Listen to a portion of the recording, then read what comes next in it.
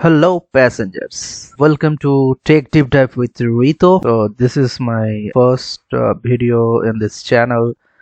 Let's start with Goddess Saraswati's image and prayer.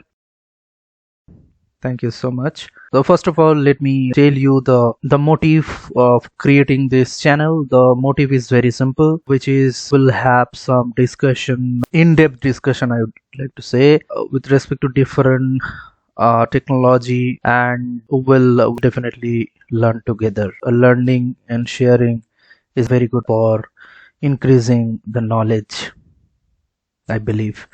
Okay, so let's get started with our today's topic, which is we are going to write one Java program using Java 8 functionalities. The program is all about that we have either one single string and we have to print each character and its recurring count. So for example, welcome is that particular string and we have to print particular character and its recurring count. That's mean welcome W will be 1, so the recurring count is only 1. E will be 2, so here second and the last one E, which are 2.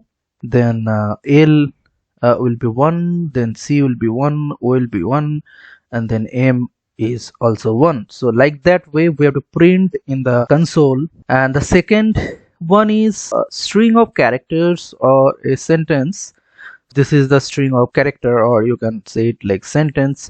Welcome to Take Deep Dive with Rito. So here we have to print each word and its recurring count. So here, as you can see, that each and every word is occurred only one time. I can change it to Rito twice, and then 2 is twice, just for your understanding. So there are some prerequisite over here. So first one is I'm going to use Visual Studio for your information. So you have to install this Visual Studio code in your machine. So pretty simple installation process. You can search it from any internet site, website, any other YouTube videos, or you can just comment me. I can create another video to show you this kind of setup. Then number 2 is Java environment variable setup. So first of all, you need to install this Java 8 or more version. So minimum 8 version will be there because we are using the features of Java 8 only. You have to install that JDK. So that is pretty simple installation. So you just the UI will be there. You just need to go with the flow, next, and then install and finish. That's all. So you can check that also from any kind of YouTube channel and videos. You can search over internet, and then you have to set up the Java environment variable. This is also pretty simple. So if you just comment me, I can create another video to show this to you. It's very simple step. If your Windows machine, then you're just typing environment variable, and here you can environment variable, click on this, and the system variable, you have to just put this path. So you can do one thing, you can create this Java home. You have to put this up to this JDK file. I am using JDK 19, and then you have to add this system variable like this way, the path. So here I am adding Java home and then up to bin, because Java exe is available in the bin only. Let's go to next prerequisite, which is Java extension is added for VS Code. So this is my VS Code window, and in VS Code, if you go to this extension, you will find some Java extension so that you can create, or you can compile, or you can run the Java code here. So let's cut it short and let's get started. Today's agenda: create a file. Let me name it duplicate char.java. This is created a Java file. Let's start with the single string. String greetings. Greetings is a variable like welcome, fine. So we have to print each and every characters and its recurring count using Java 8. Please keep in mind one quick suggestion, guys, just try to practice it again and again. Install the Visual Studio Code or any other IDE whichever available in your system earlier, or you can try it. Just follow it step by step and side by side. Do not only watching this video, they will not achieve maximum benefit out of it. Follow the same thing as I'm also practicing each and everything from my side. So practice actually makes man perfect. Let's come to the point again without wasting any time. So now you have to split this particular character. Like, so for example, I have to declare the greetings. This will be array of string, right? Because we have to extract this after splitting and put it in this array of string. So here we need to split. So split is a function. So this is a function where it is returning, it is splitting based on that particular string, and it is returning each and every character. If you go to split, you have to put regex, this limit algorithm or logic they have created, which is basically return the each and every character. We'll sometime maybe we can discuss this as well. Let's go to our today's agenda again. Okay, so here we are just do not putting any limit, storing each and every character with respect to the string array, the string type array. Then we have to create one array list, right, which generic type will be string, and maybe we can name it as output array list. Then we have to create another array list. Why we are creating this array list?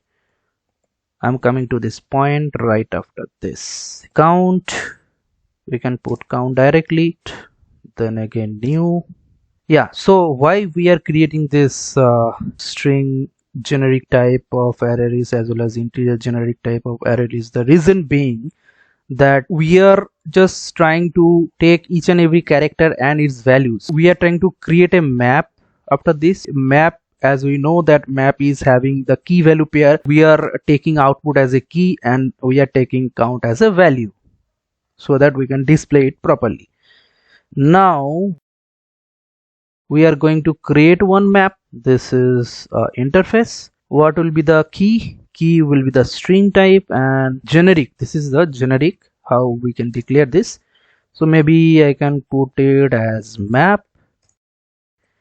Here we want to create one link hashed map. So how we can create this is, so here import that map util.map interface. Let's come to the main logic where we need to create one arrays stream of array, where we have to put this string of character which is C underscore greeting, and here we want to do the for each of what? Each. So this is the key, and with respect to the value, how we can manipulate it? We have to map dot put what we should put for each key.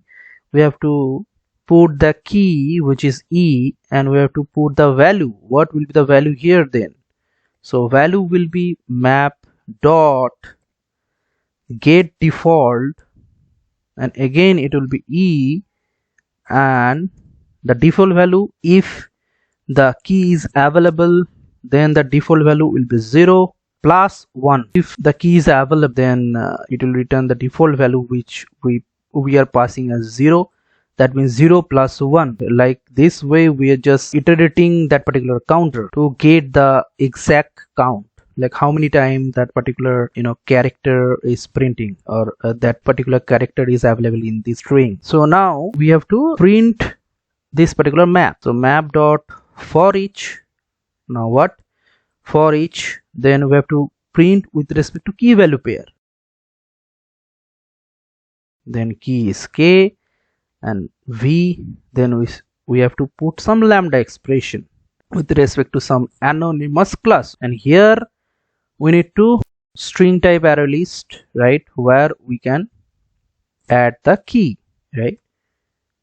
So here I just only need to add the key, and then going to count dot add. Here we have to only add the value. And how we can print it? Simple, we can print it. So here we can print it, let's say for example k plus, maybe we can put some array, then again plus sign is used for concatenation in between string or any kind of string, because println is taking the string type variable, right? So we can concat, and this is the v. Okay, you can put cls, this is under so src, so I can go to src and then java and then duplicate underscore char. So yes, so this is the output. Let's say for example w is 1, e is 2, l is 1, and c is 1, o is also 1, and m is also 1. Okay, let's go to some in details concept on this line. So this is the arrays dot stream. So it is converting this string type array to the stream object, which is array, right? String type stream object. Okay, and when it is converting string type stream object, so here this particular stream, it is going to do the for each, and this is a kind of terminal operation. So for each, e means this particular key. So based on for each character, e means for each character, right? So it is going to put, that means it is going to add one value in this map, reference of this map interface, but it is the object of link hash map. So this is called dynamic method dispatcher or runtime polymorphism. So this link hash map is implementing this map interface. So this is the interface, this is a class. This class is implementing map interface, and this is a reference. So basically what is link hash map and why we are using here the link hash map? We can also use here direct hash map, right? So there are some internal architecture of link hash map. So the one and only reason is that link hash map maintain the order of any value, but hash map is not maintaining any order, right? You can see here printing order is the same as we have given over here. So we are just maintaining the order. We are using the link hash map, and how it is going to internally implement this, so I can going to explain in this video only. Let me show the architecture, right? Okay, here the link hash map internally implementing using some doubly linked list, where you can see, so just ignore the writing because I'm using my mouse to write this particular stuff. You can see there are each and every node, and in this node there are 4 column, you can say. So first is before, second is key, and third is value, and then after value, fourth is after. So basically each and every node is linked in between them like this way. So first the before node is b1, b2, b3, b4, b5, and go like this. And for after node it is a1, a2, a3, and so on. This is the first node which is created, and the hash code has been generated. So for w, key w, right, for this node, first node, the after will be pointing to before of second node. So this is the first node, and let me open it in a paint. It will be easily understandable for you then. So here after node, that means this is A1. So A1 is connecting to B2, right? So if I doing the picture, please ignore guys, I'm just doing using mouse. So here, that's why this is the connecting node. You can refer like this way as well. And then this is the B2. B2 is connecting to A1 because this is connecting to this, right? Again, this A1 is connecting to B2. Okay, and then this A2 is connecting to B3, and B3 is connecting to A2. So likewise, the last node, which is A5, A5 is connecting to B6. B6 means this is the before node of the last node, and again B6 is connecting to A5. Like this way, this doubly linked list connecting with each and every node is connecting with each other. And the last one, the after will be null. Why it is null? Because this is the last one. And why it is null? Because this is the first one. So this is the first node, and this is the last node for our string, for our input value. Okay, let's come to again this Visual Studio Code. Let's go to some deep dive. Let's understand this getOrDefault method. What is it basically? So this is the method under map interface. What it does actually, it basically, you can see the description written in the Oracle documentation itself. It basically return the value to which the specified key is mapped, or if the map contains no mapping for the key. If there is no mapping for the key, then also it is returned. Coming to this section, so here what it is saying, that it is not atomic. So there is no guarantees about synchronization. So atomicity properties, what is it basically? Let's go a little bit more. I have documented one information like atomicity is one of the key concept in multi-threading programs. We can say a set of action is atomic if they all execute as a single operation in an indivisible manner. So this is basically a part of synchronization only. It is not synchronized, we can understand from here. And this is the key.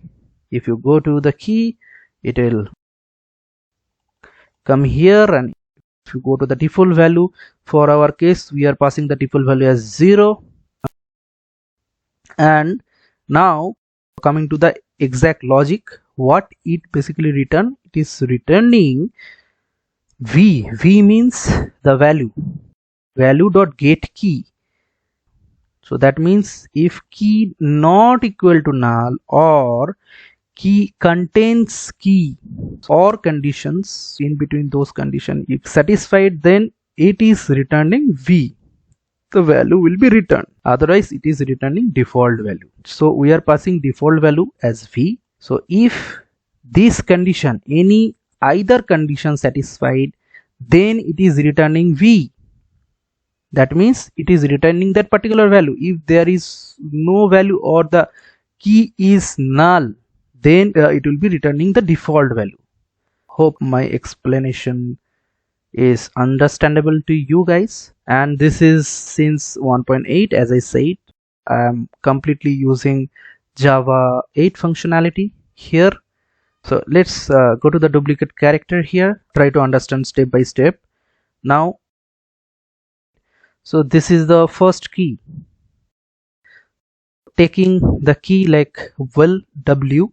For w, it is creating the hash code, right? As we are using linked hash map, so with respect to this hash code, this node is allocated, and it is checking whether it is having some value or not. So here it is not having any value. That is what it is returning, the default value. So what is the default value? Default value is 0. And what is our logic? So our logic is, when it is returning the default value is 0, then we have to add +1. That means 0 plus 1, it will returning 1 here. Okay guys, so this is 1. Then coming to E, there are some another hash code is created, and it is allocated to node 2, and let's go to the code again. Now E, the same as W, right? Because E does not have any value, right? So this is only key, it does not have any value. Okay, that means this condition is satisfied, so it is returning the default value. So what is the default value in this case? Which is 0, and we are adding 0 plus 1, so it will be 1 again, 1. And then L, the same, L will be same. L doesn't have any value, existing value or earlier value, so that's why it will return this default value. And when it is returning this default value, we have to add +1. That means we are passing default value as 0, it will be going to 0 plus 1 means 1. Let me erase this. Okay, so this will be again 1. Sorry guys, I'm using my mouse, so it can be a little bit awkward. Okay, then coming to C again. C, the same thing, it is returning the default value as 0, and it will be 0 plus 1 is equal to 1. Then O, same thing, O is not available as key, so this is not duplicate. So this is also returning the default value, which is 0, and 0 plus 1 is equal to 1. For M also this is the same, 1. Now coming to E again, so it is the same key, right? Because for key it is not having duplicate, key will be always unique one. So for key it is again consider this particular node.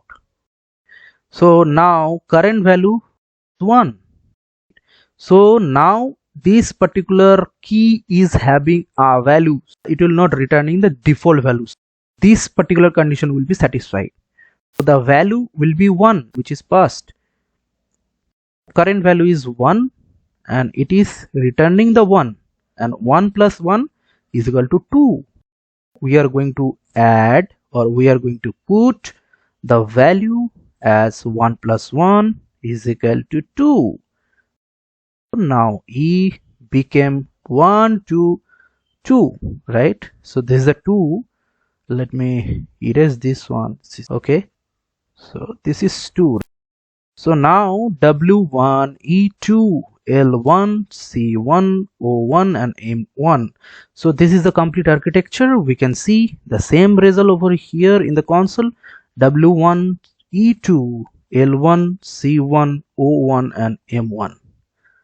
Right guys? Okay, so this is the complete idea of topic 1, which is using single string, and the string is welcome. Hope you got the concept here, and you're able to understand.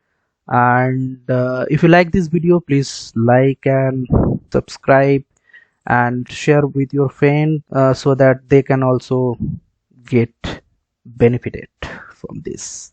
Okay, thank you so much for watching this video, and please stay tuned. Thank you. God bless you.